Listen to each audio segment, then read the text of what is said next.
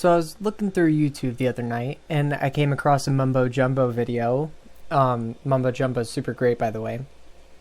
He had this video titled Minecraft Challenge Piston Extenders or something like that, right?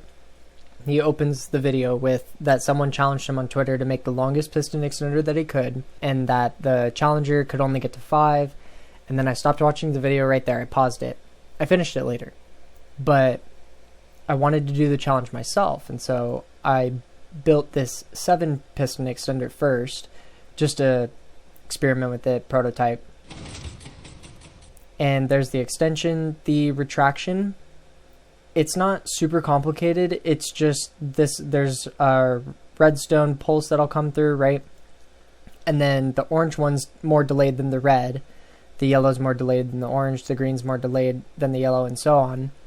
And the colors alternate. So every other color goes up and every other color goes down. And what I mean is there's an up retraction and a down retraction. And they cover the alternating blocks, because like when this one retracts, there'll be an empty space here, but this one will need to be powered. And then when they move, it'll be, this is the one that needs to be powered and this one doesn't. So you need to be powering here and here on the retraction. So I do it on an up and a down. So then, because we're just delaying an initial pulse, we can retract the piston super fast if you time it right. So we'll do that one more time.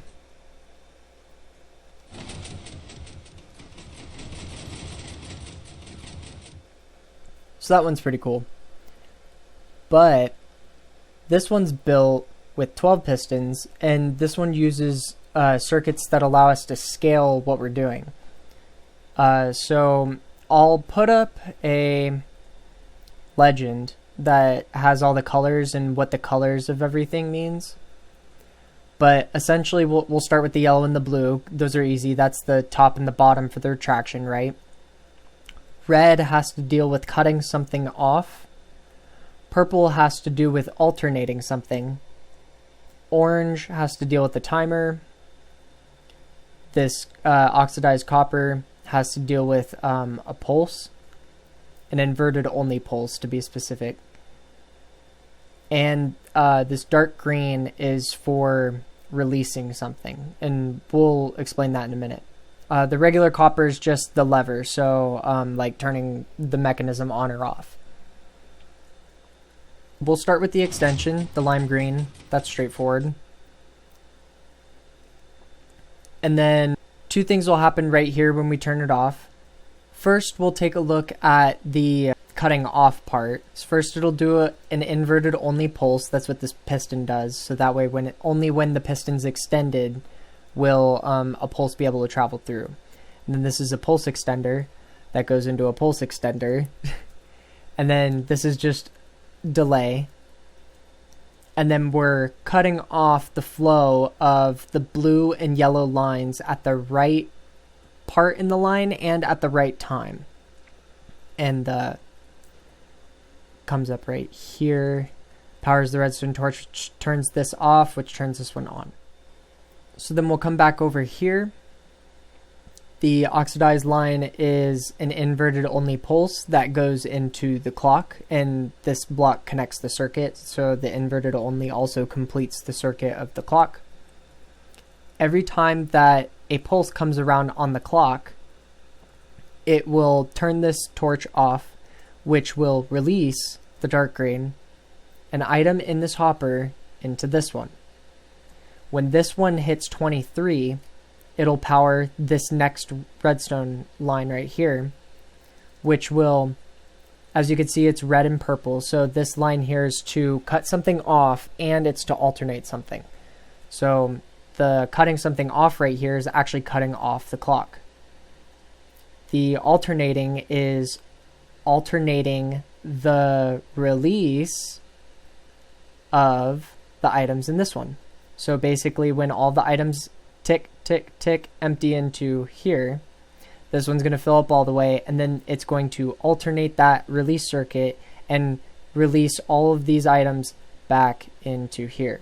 which would reset it to 12 and 24 where it's at right now.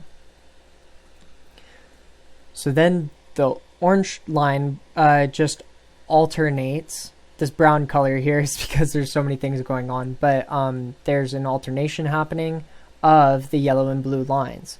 So one of these pistons will be active at a given moment, and whenever one power goes through the line or a line, it'll deactivate that line, activate the other one. So when we put it all together,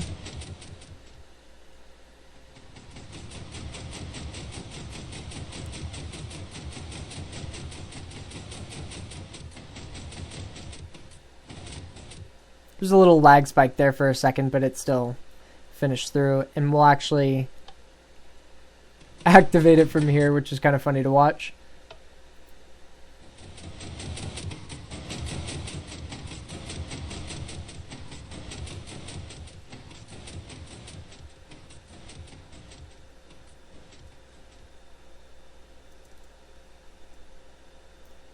And we'll do it one more time just for fun.